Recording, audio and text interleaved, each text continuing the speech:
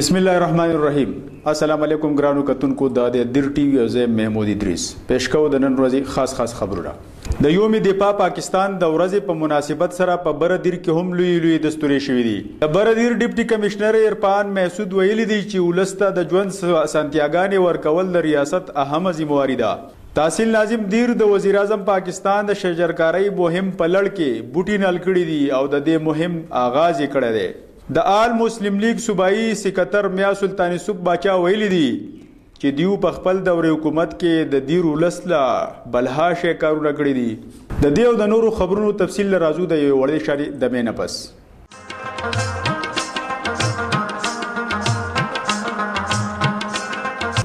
د یوم دفاع پاکستان د ورځې په مناسبت سره په بردیر کې هم لوی دستوري شوې دي. په دې اړه نور تفصیل ګورو د بادرزه بادر په دې ریپورت کې. د یوم دفاع پاکستان په لړ کې په بردیر کې هم د مختلفو دستورو تابع کړی شوی و، په کومه کې چې د افواج پاکستان د کارنامو او مړانو ستاینه وکړه شوه. دغه شان د پاک پوځ 184 وینګ کرنل الیاس د بردیر د مختلفو شهیدانو د کورونو سره لیدل کتل هم کړي دي او د هغوی سره یې غمرازي کړې ده. دغه شان کرنل الیاس پروګرام کې د پخواني ایم پی ای ملک بیرام خان کور ته هم ورغلی دی او د هغه سره یې د هغه د زوی ابوبکر شهید په شهادت لاسنیوه کړې ده. رستو کرنل الیاس د شهید ابوبکر په قبر د ګلونو صادر هم وغوړولو او د هغوی د اوچتو درجو لپاره یې دعاګانې وغوښتلې. بادرزیب بادر، دیر ټي وي، افردیر. د بردیر ډیپټي کمشنر عرفان محسود او تحصیل ناظم حسین احمد په بردیر واړی کې د گاړو د اړې پرانسته کړې ده.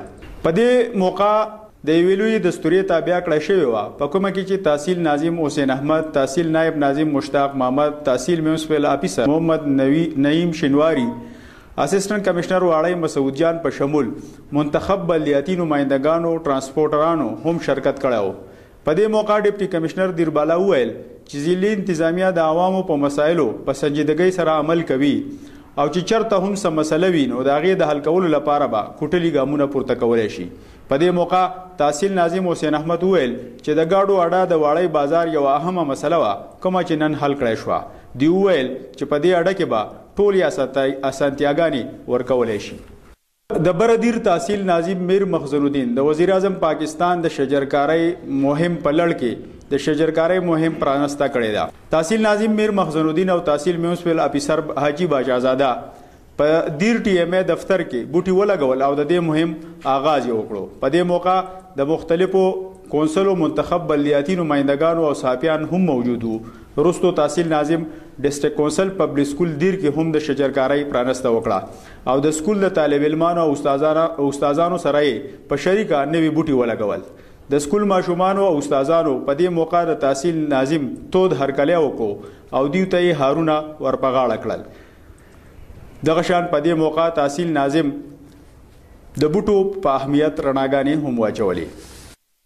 د آل مسلم لیگ صوبائی سکتر میا سلطان سوک باچا ویلی دی چې دیو په خپل دور حکومت کې د سیمې د ولس لپاره بلها شي کارونه کړي دي. دیو ویل چې د آل مسلم لیگ سربراہ او پخوانی صدر جنرال پرویز مشرف په دور کې دیو د دیر کلی ته بجلی او د څښلو اوبه ورکړي دي. دیو دا هم ویل چې راتلونکی دور د آل مسلم لیگ دی او یو ځل بیا به جنرال پرویز مشرف د دې ملک وزیر اعظم وي. دا خبرې دیو په بردیر واړی کې د ال یوسف آټو سټور د افتتاح په موقع یوې دستوري ته کړي دي.